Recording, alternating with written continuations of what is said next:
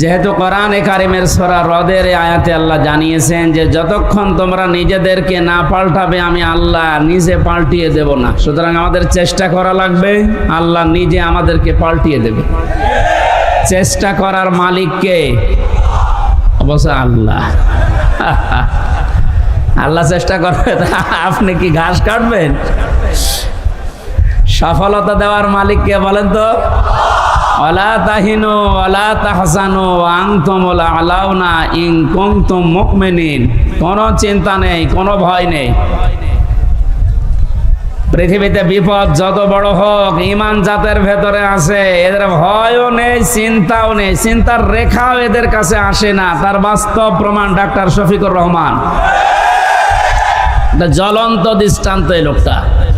এত বড় বড় বিপদ আসে, শরীরের ভেতরে, চেহারার ভেতরে কোনো চিন্তার লেশ পর্যন্ত আমরা পেলাম না। জেলখানায়ও দেখেছি না, কোনো চিন্তা নেই। সে বাংলায় একটা কথা বলে, ইংরেজি মিলে, নো চিন্তা ডো ফুর্তি, ওই রকম অবস্থায় আছে। এটা হয় শুধুমাত্র যাদের ঈমান পরিপূর্ণ থাকে তাদের ভেতরে। আমরা আজকের তেলাওয়াতকৃত আয়াতে তাফসীর আকারে কথাগুলো শুনবো ইনশাআল্লাহ। আমি যেটা সূরা রদ থেকে আপনাদের কাছে দিতে চাই, আল্লাহ যেহেতু জানিয়েছেন যে জাতি নিজের ভাগ্য পরিবর্তনের চেষ্টা করে না, আল্লাহ তাদেরকে পরিবর্তন করে দেয় না। সময় আসতেছে এবং আসবেও। আশা করছি বাংলাদেশের চট্টগ্রাম, সাতক্ষীরা, গাইবান্ধা, চাঁপাই নবাবগঞ্জ, ওদিকে বরগুনা, পটুয়াখালী, এই সমস্ত জেলা থেকে কোরআনে কারিমের যে খাদেমগুলো আসবে, আল্লাহ যেন তাদেরকে কামিয়াবি দান করেন আপনাদের মাধ্যমে। আমরা চাই এগুলো থেকে যদি বসে যায় কোরআনের কোনো খাদেম, তাহলে জেলার পুরা বদনাম হয়ে যাবে। বহু কষ্ট স্বীকার করেছেন, আপনাদের নাম স্বর্ণ অক্ষরে লেখা থাকবে বাংলার ইতিহাসে। গাইবান্ধা, এই জেলার পলাশবাড়ি বলে একটা থানা আছে, এই থানা আদর্শ শিশু সদন এতিমখানার উদ্যোগে। শব্দগুলো খুবই গুরুত্বপূর্ণ। আদর্শ এ শব্দটা আমরা দুনিয়ার হিসাবে অনেকে মনে করি আদর্শ এ আর কি না, এটা গুরুত্বপূর্ণ একটা শব্দ মানব জীবনের জন্য। যতদিন পর্যন্ত এটা আমরা পাল্টাতে না পারবো দুনিয়ার ধ্যান ধারণায়, এ পৃথিবীতে কাঙ্ক্ষিত মানের শান্তি আমরা পাবো না। কারণ একমাত্র আদর্শ এ শব্দ বলে আল্লাহ নিজে ডাক দিয়েছেন রাসূলুল্লাহকে। আল্লাহ পাক জানিয়েছেন, ইয়াসিন, হে নেতা। এই একটাই মাত্র ঘোষণা আল্লাহর। কোরআন শরীফে আল্লাহ কাউকে হে নেতা এই শব্দ বলে ডাক দেননি। সুবহানাল্লাহ বলতে পারেন নাই? তো এই ইয়াসিন সূরা পড়লে 10 খতম কোরআন শরীফের সওয়াব হয়, প্রত্যেক অক্ষরে 10টা করে নেকি হয়। হ্যাঁ, মাস্ট বি হবে। এর ভেতরে যে শিক্ষাগুলো আল্লাহ দিতে চায়, ওইগুলো তো আপনার জীবন আগে থাকা লাগবে। এর প্রথম শব্দ কি বললেন? ইয়াসিন। ইয়া মানে হে, ইয়া মানে কি? হরফে নেদা। সিন মানে সাজ্জেদ, সাজ্জেদ মানে বাংলায় নেতা। আল্লাহর ঘোষণা দেওয়া নেতা কয়জন? উনি একমাত্র আদর্শ দুনিয়ার মানুষের। সুতরাং বাংলার মুসলমানেরা মুহাম্মদুর রাসূলুল্লাহকে বাদ দিয়ে আজ যারা অন্য কারো আদর্শ গ্রহণ করে নিজেকে আনন্দিত, গর্বিত মনে করছেন, আপনি ভুল পথে আছেন। আর এই একটা কারণে আপনাকে জাহান্নামে যাওয়া লাগতে পারে। আপনি যদি অন্য ধর্মের হতেন আমি বলতাম না, আপনি যদি মুসলমান হয়তো না বুঝে ভুল করছেন। এজন্য আশা করছি আপনি এটা নিয়ে ভাববেন। মরণের পরে নবীজিকে আল্লাহ দেখিয়ে বলবে, মান হাজার রাজুল, এই লোকটা কে ছিল?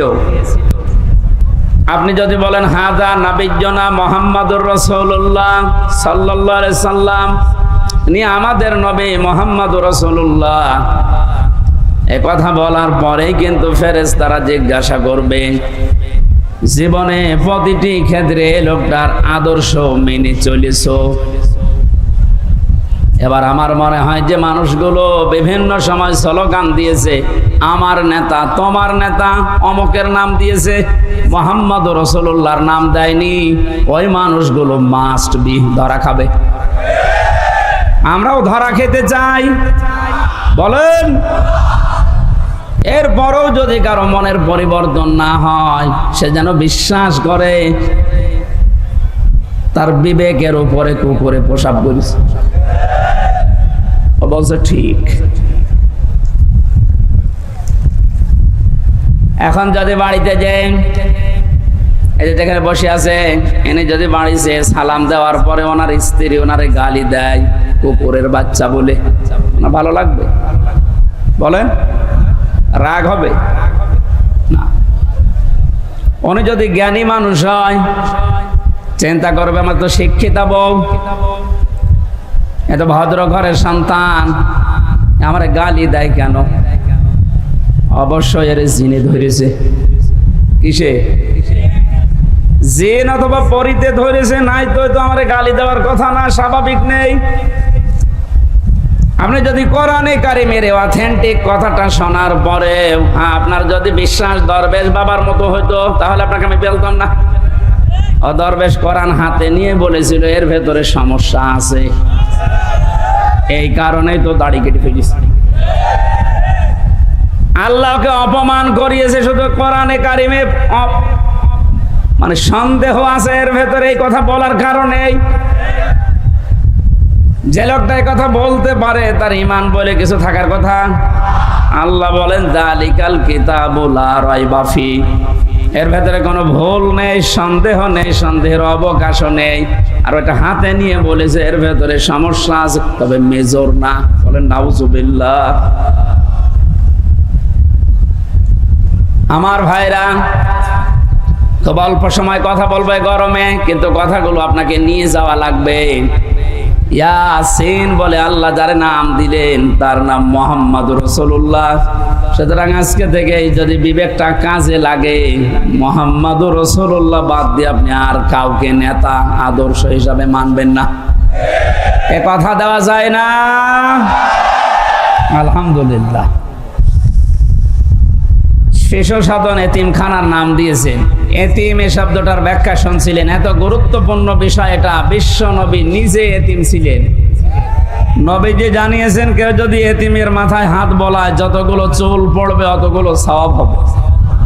এতিমের দায়িত্বে যারা থাকবে কিয়ামতে নবীর সাথে এভাবে পাশাপাশি জান্নাতে থাকতে পারবে।